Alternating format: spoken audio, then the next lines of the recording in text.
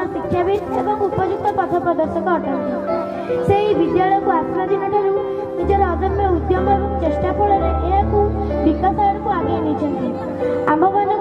विद्यालय को निजर परिवार बोली मन करी यार सर्वांगीन उन्नति से चेष्टा कर जीवन यापन भगवान निकट में प्रार्थना करवा शेष में कहबी सार गोटे बंधन कहवाक चाहूँ तुम्हें निजर 13 वर्ष चाकरी करे से बहुत सफल व्यक्तित्व कर जबदान जीवन हुए तेबे सबु जीवन समान हुए ना मुहूर्तक प्रकाश ही जीवन धन्य हो जाए। कवि पंक्ति रे जीवन समान नुहे 7 वर्ष मासे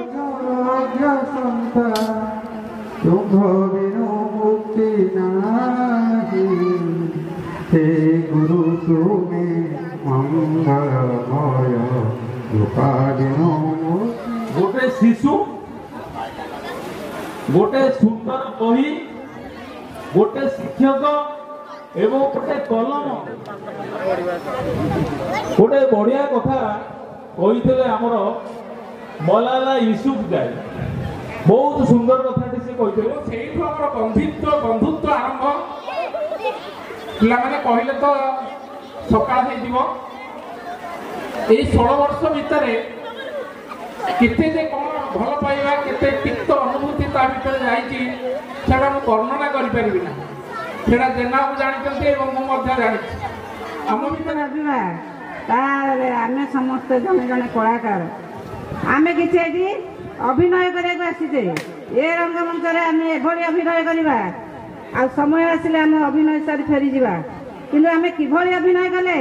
आम सम्मुखें बसी दर्शक भाई मैंने कहे निरवच्छिन्न भाव विद्यालय शिक्षकता कर विद्यालय 1944 मसीह शिक्षकता अवसर नौकरी आउ सौभाग्य जो विद्यालय से पाठ पढ़ुते से विद्यालय जहाँ किसी करूँ कि जड़े शिक्षक से सब लिमिटेशन रही था जोटा तार रैशनैलिटी प्रूफ दे और जहाँ हो आम जब से कथा कहवा पुराण काल जाचे जो मोर घनिष्ठ प्रणाम जनाऊँ एसत आमर ये क्लस्टर आसुवा विभिन्न शिक्षक भाई मोर सहकर्मी बंधु एवं तत्सहित ए अनुष्ठान कार्यरत मोर सहकर्मी ए अनुष्ठान परिचालना कमिटी समस्त सभ्य सभ्या एवं पितामाता अभिभावक एवं उपस्थित समस्त भद्र भल पाइबा जहाँकि मत गोटे दिन भी घरे रखा समय देनी जिते बाधा विघ्न आसिले भी सब काम को पछरे पकई दिए बहुत कुछ कही सारे तेणु मो आ समय भी बहुत कार्यक्रम बाकी अच्छी तेणु जहाँ भी किसी कहली स्वल्प समय मध्य मोर वक्तव्य रखी मोर छात्र जीवन तापर मोर शिक्षकता जीवन अनुभूति को मो सामने टिके भाव मत प्रेरणा देते तू जीवु सरकारी उच्च विद्यालय बेरबईरे जा नाम लिखेबू दीर्घ से समय 3-4 किलोमीटर रास्ता अतिक्रम कर साइकेल न थाए चली चली रेल लाइन पाखे तल देकरी गोटे चलापथ थाए मुझे जाए बेरबई पाठ पढ़ापी से मोर हाईस्कूल जीवन ही आरंभ एवं से मोर अष्टम रु 10वीं श्रेणी पर्यंत विद्या अध्ययन करी आज तो से उपस्थित नहांती सजीसा आम मंच को आमंत्रण करते मंच में किसी कहबार सौभाग्य अर्जन कर जो मैट्रिक प्रथम श्रेणी में उत्तीर्ण हेली से सामंत चंद्रशेखर महाविद्यालय विज्ञान छात्र भाव 4 वर्ष अध्ययन करी 4 वर्ष अध्ययन करी आमर जो हताशे जे आम प्रधान शिक्षक भाव थे जहाँ उत्साह प्रेरणा ଆମେ ସେଇଠି ଏକାଠି ଏକ ମନ ହୋଇକରି କାମ କରିଥିଲୁ। ମୁଁ 10ଟାରେ ଯାଏ କିନ୍ତୁ 1 ବେଳକୁ ପୁଣି ଘରକୁ ପଳେଇ ଆସେ, କାରଣ ମୋର ଆଗ୍ରହ ଥିଲା ମୁଁ ଶିକ୍ଷକତା ନ କରି ଆଉ କ'ଣ କିଛି ଗୋଟେ କରିବି। କିନ୍ତୁ 9ମ କ୍ଲାସ୍ ସରିଗଲା, 10ମ କ୍ଲାସ୍ ଯେତେବେଳେ ହେଲା ସେକ୍ରେଟାରୀ ମହାଶୟ କହିଲେ, ଦେଖ ପ୍ରଦୀପ, ତୁମେ କେଉଁଠି ସ୍କୁଲର ବିଜ୍ଞାନ ଶିକ୍ଷକ, ତୁମେ ଯଦି ଅନୁଷ୍ଠାନକୁ ଏଭଳି ଭାବରେ କରିବ 10ମ ଶ୍ରେଣୀ ପିଲାମାନଙ୍କର ପାଠ ପଢ଼ାରେ ବହୁତ କିଛି ଅସୁବିଧା ହେଇଯିବ, ତେଣୁ ତୁମେ ଟିକେ ପୁରା ସମୟ ଦିଅ। ତାଙ୍କ କଥାକୁ ମୁଁ ଏଡ଼େଇ ପାରିଲି ନାହିଁ। ଆରମ୍ଭ ହୋଇଗଲା। ସେଇଠି ଅବୈତନିକ ଭାବରେ ଦୀର୍ଘ ଜୀବନର ପ୍ରଥମ ପାହାଚ 16ରୁ 17 ବର୍ଷ ସେଇଠି କଟିଗଲା। ଯେତେବେଳେ ଏତେ ଦୀର୍ଘ ଦିନ ରହିଲା ପରେ ସାଂସାରିକ ଜୀବନ ଆରମ୍ଭ ହୋଇଯାଇଥାଏ, ତେଣୁ ଅବୈତନିକ ଶିକ୍ଷା କେତେ କଷ୍ଟ ତାହାକୁ ସମ୍ଭାଳି ନ ପାରି ମୁଁ ସେ ସମୟରେ ଏଲିମେଣ୍ଟାରୀ ଶିକ୍ଷା ବ୍ୟବସ୍ଥା ଭିତରକୁ 2005 ମସିହାରେ ଚାଲି ଆସିଲି ଏବଂ 2005 ମସିହାରେ ମୋର ପ୍ରଥମ ପୋଷ୍ଟିଂ ହୋଇଥିଲା ପିଢ଼ାପାଟଣା, ଆମରି ଗ୍ରାମ ପିଢ଼ାପାଟଣା ପ୍ରକଳ୍ପ ଉଚ୍ଚ ପ୍ରାଥମିକ ବିଦ୍ୟାଳୟ। ସେଠି 6 ବର୍ଷ ଭାସିଗଲେ ଆପେ ଆପେ ଭଗବାନଙ୍କ ପଛରେ ହିଁ ରହିଛି। ତେଣୁ ପିତା ମଧ୍ୟ ଅନେକ ଥର ମଧ୍ୟ ପିଲାମାନଙ୍କୁ କୁହେ, ପିଲାମାନେ ତୁମେ ଆଜି ଆସିଲ ଅନୁଷ୍ଠାନ, ଭୀଷ୍ମଙ୍କର ଯେଉଁ ପ୍ରତିଜ୍ଞା ଥିଲା ସୂର୍ଯ୍ୟାସ୍ତ ପୂର୍ବରୁ ସମସ୍ତ ପାଣ୍ଡବମାନେ ଧରାଶୟ ହୋଇଯାଇଥାନ୍ତେ, ସ୍ୱୟଂ ଶ୍ରୀକୃଷ୍ଣ ବି ରକ୍ଷା କରିପାରିବେନି ବୋଲି ଦ୍ରୌପଦୀକି କହିଦେଲେ। ଦେଖନ୍ତୁ ଭୀଷ୍ମ ଯାହା ପ୍ରତିଜ୍ଞା କରିଛନ୍ତି ତାକୁ ରକ୍ଷା କରିବା। ସୁଯୋଗ୍ୟ ସନ୍ତାନ ଭାବେ ଜନ୍ମ ନିଅନ୍ତି 1965 ମସିହା ମାର୍ଚ୍ଚ ମାସ 19 ତାରିଖରେ।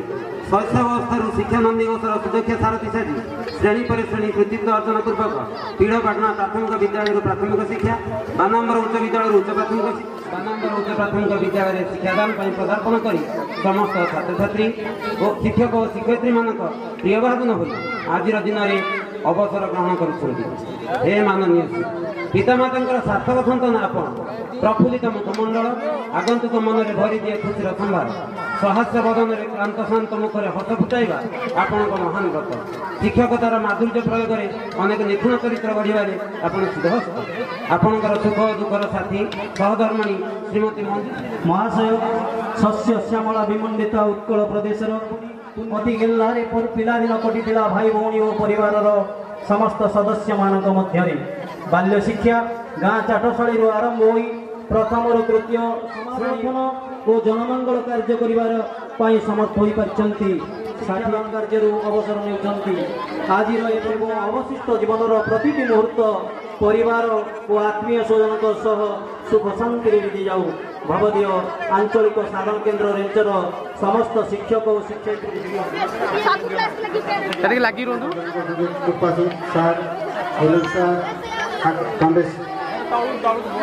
ଆମର ସାର୍ଙ୍କର ପ୍ରିୟ ଆମର ପ୍ରିୟ ଗୁରୁଜୀଙ୍କୁ ମୋର କିଛି ଶିକ୍ଷାଦାନ ଶିକ୍ଷଣ ସମୟର ଅନୁଭୂତି, ଛୋଟ ଛୋଟ ପିଲାଙ୍କର କେତେ ଆଗ୍ରହ, ଛାତ୍ରୀମାନେ ପୁଣି ଆମର ସାର୍ଙ୍କର ପ୍ରିୟ ଛାତ୍ରୀ, ସେମାନେ ମଧ୍ୟ ତାଙ୍କର ପ୍ରିୟ ଗୁରୁଜୀଙ୍କୁ ଚାରିପଟେ ଛିଡ଼ାଇ ସେ ଗ୍ରାମର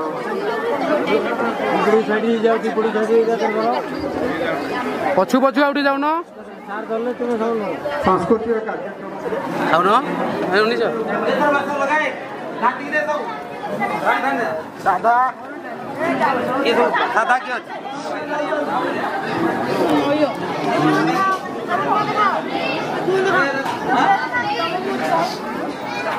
ଟିକେ